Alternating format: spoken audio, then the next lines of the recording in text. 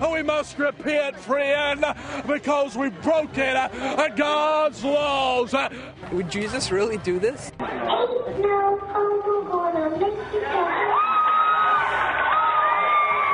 They shall be put to death. That's what happened in Israel. That's why homosexuality wouldn't have grown in Israel. Oh, so you're saying that we should go out and start killing them? No, I'm saying the government should. Both of them have committed a detestable act. They shall surely be put to death. Build a great, big, large fence. Put all the lesbians in there. I felt that he was preaching bigotry. Do the same thing with the queers and the homosexuals. Yes, he says some of that, but he was going to feed them and everything else. We haven't seen nor heard from Pastor Charles Worley since his anti-gay sermon went viral. This is not a preacher. This is a bigot. Pastor, would you like to take back anything you said? You need to lay off my pastor. Tonight, hate speech and hymnals together under one roof. Several anti-gay, hate-filled church videos have gone viral recently. The latest one stars a very young boy singing an anti-gay song to his congregation. Listen to the hymn and the crowd's raucous approval. Somebody's wrong. I know the Bible's right. Somebody's wrong. Ain't no homo gonna make you sad.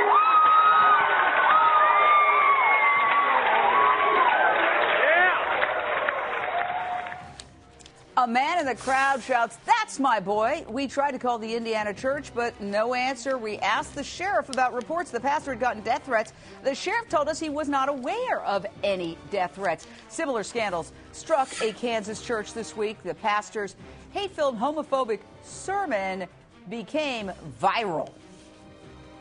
They shall be put to death. That's what happened in Israel. That's why homosexuality wouldn't have grown in Israel. It tends to limit conversions. It tends to limit people coming out of the closet. Oh, so you're saying that we should go out and start killing them? No, I'm saying the government should. They won't, but they should.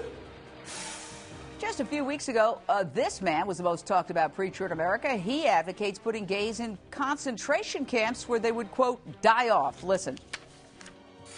I figured a way to get rid of all the lesbians and queers, but I couldn't get it passed through Congress.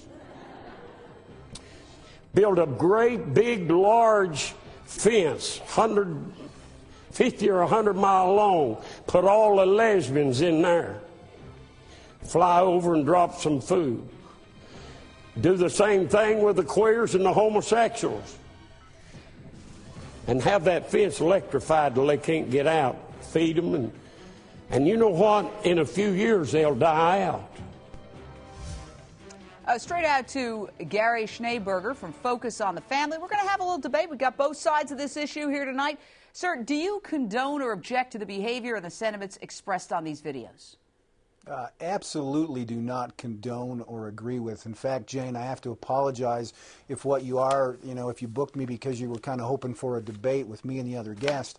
I think I'm going to agree a lot with the other guest about how inappropriate this kind of commentary is. In fact, I would say some of what you played, most of what you played, really qualifies as rhetorical pornography because of the way it debases human beings. And there's nothing Christian about that.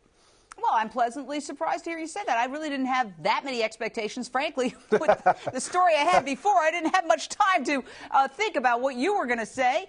But right. Let's listen to this little boy singing again. You have to wonder, if he's 3 years old, does he even know what he is saying, the lyrics he's singing, the meaning of them? Of course not. Somebody's wrong. I know the Bible's right. Somebody's wrong. Ain't no homo gonna make you sad.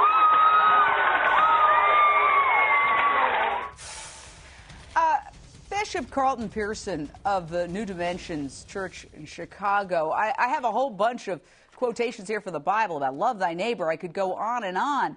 Why is this happening inside houses of worship? Well, that's a fear-based theology that is viral. You talk about a virus. That kind of incendiary mentality, those sentiments are very embarrassing. They no way reflect the Christ consciousness or the Jesus I was taught to follow. Those people are unlearned, and I know where they are thinking, because I used to live at that street address years ago till my consciousness was expanded.